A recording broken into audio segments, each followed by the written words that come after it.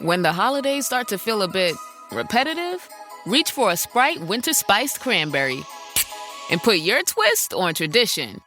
A bold cranberry and winter spice flavor fusion, Sprite Winter Spiced Cranberry is a refreshing way to shake things up this sipping season. And only for a limited time. Sprite. Obey your thirst. Oh, Hilton stay, your beds are soft and cozy.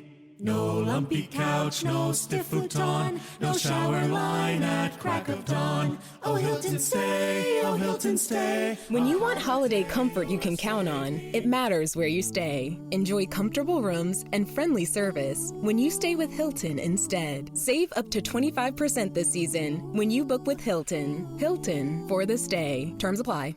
An introduction to the Normans. On the evening of the 27th of September, 1066, William, Duke of Normandy, crossed the Channel at the head of an invasion fleet of over 700 longships in his brand new flagship, Mora, a gift from his wife, Matilda. The Mora carried a lantern on her mast for the fleet to follow, and a horn was also sounded as a guide. Pope Alexander II had sent a consecrated blue and white banner charged with a gold cross within a blue border, and this flew from Mora's main mast, as if her red and gold sails were not enough to mark her out. When Duke William announced his intention to invade England, his wife Matilda immediately informed the shipbuilders of Barfleur that she wished them to build a ship. The Mora was a Scandinavian double-ended longship of clinker construction. Instead of a dragon or other monstrous mythical beast as the figurehead, the Mora had a golden child with its right hand raised, pointing towards England, while the other held a trumpet of ivory to its lips. Now, the Duke's new ship, being faster than the rest of the fleet, meant William found his ship alone, halfway across the Channel in the middle of the night. Captain Stephen Fitz-Erard hove to. Duke William breakfasted and waited for the rest of the fleet to catch up. In addition to the captain, his crew, and the Duke, the Mora carried 10 knights, plus the men of each knight's entourage, their horses, and all the necessary kit. Battle-hardened from putting down rebellions within his lands since coming into his majority, William had fought off 2 attempted invasions by King Henry I of France, as well as neighboring nobles who thought the young Duke an easy target. Now, on their way for a do-or-die attempt at invading England, William's troops knew it was important to grab sleep when they could. Few of the ship's passengers were awake. Even Fitz-Erard's crew were taking advantage of the unexpected respite. With the sea anchors keeping the Mora on station, Duke William found he had time to reflect on how it was that he was now crossing the sea, to invade England and take what he believed was rightfully his. The only sounds to disturb his thoughts were the occasional snore of one of his men, or the muffled jangle of the metal on a horse's head collar as it tossed its head. The 31-year-old Duke was confident the expedition would be successful. He had the blessing of Pope Alexander II, whose banner now flew at the masthead. William even had the support of Emperor Henry IV. A comet had been seen earlier in the year, and in England it was considered an omen of a change in reign. For William, he believed it was a good omen, signaling success. With the soft southern wind now pushing his fleet closer to the English shores, even the weather was with him. As dawn approached, the mirror-like surface of the sea reflected the exquisite colors of the sky. The rising sun brought with it a breeze that riffled the oily surface, breaking the beautiful reflections into wavelets of a nondescript blue, removing the heavenly colors from the eyes of mere mortals. Having spent August waiting at the port of Saint-Valery-sur-Somme, It was not until late September that a fair wind finally came to speed the Norman fleet across the Channel. The Duke and his followers believed it was God's wind, driving them toward the shining white cliffs of England. Seeing the white cliffs drawing ever closer, the men readied themselves for landing ashore as Stephen Fitz-Erard steered the Mora toward the gentle slope of Pevensey Bay.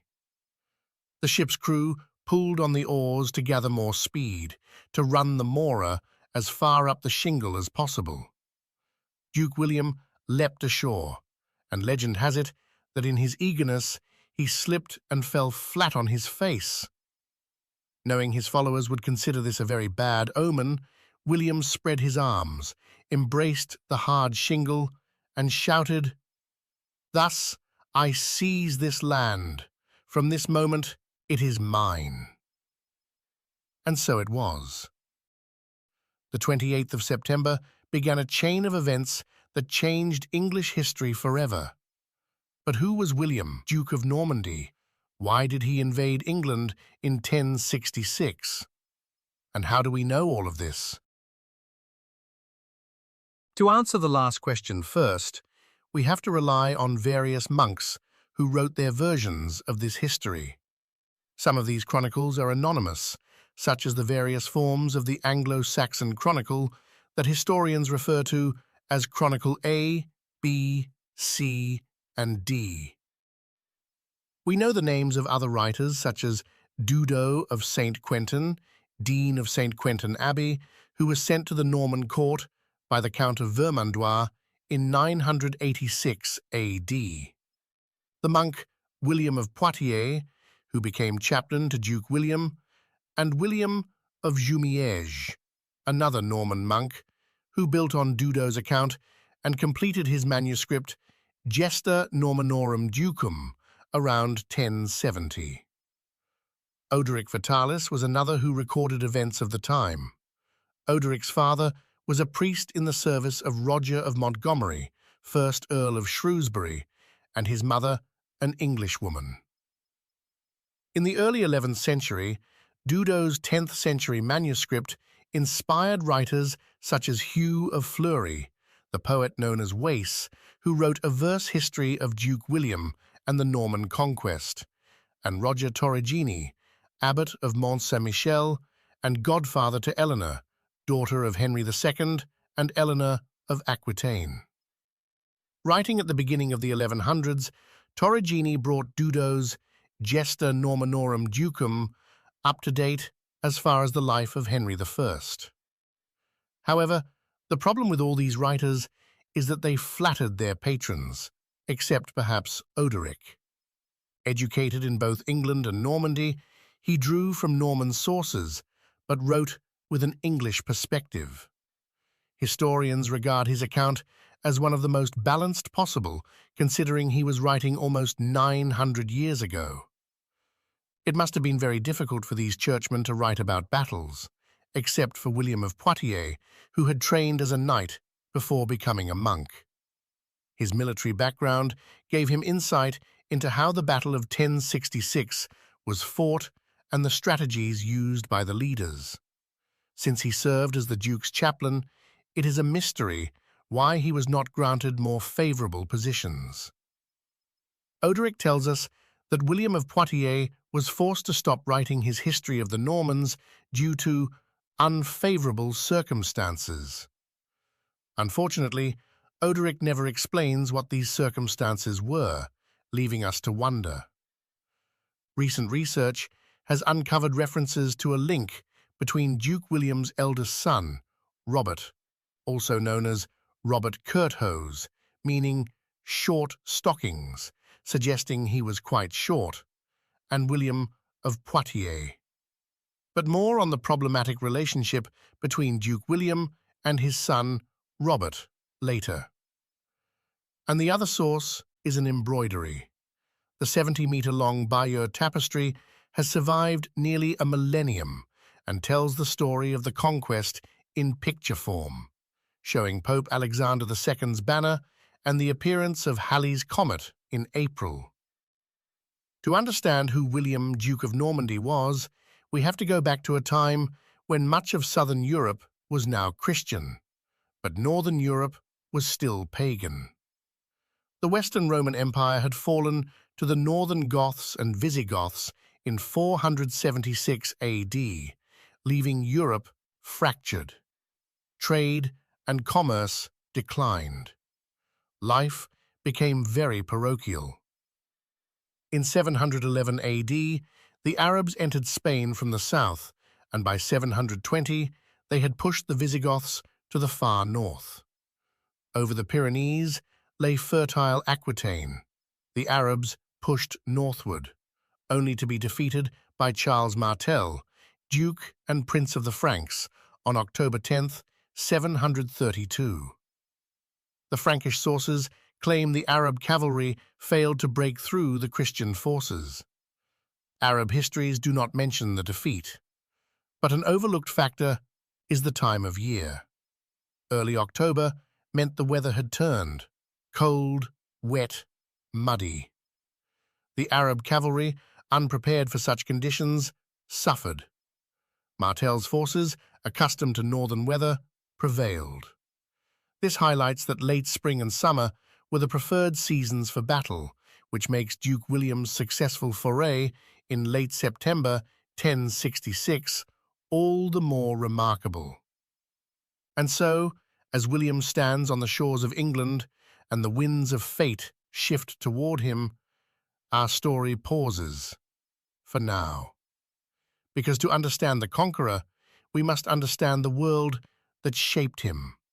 The rise of the Norse raiders, the forging of Normandy, the brutal realities of 11th century life, and the unlikely love story that led to William's birth. Join me in part 2, where we trace the Norsemen from terror of the seas to the founders. Two kinds of phishing out here. One for fish, one for your data. Hackers try to hook you, but Cisco Duo keeps every user and device protected. Cisco Duo. Phishing season is over. Learn more at duo.com. So you want to start a business. You might think you need a team of people and fancy tech skills, but you don't. You just need GoDaddy Aero. I'm Walton Goggins, and as an actor, I'm an expert in looking like I know what I'm doing. GoDaddy Aero uses AI to create everything you need to grow a business. It'll make you a unique logo. It'll create a custom website. It'll write social posts for you and even set you up with a social media calendar. Get started at GoDaddy.com/Aero. That's GoDaddy.com/AIRO. Of a dynasty.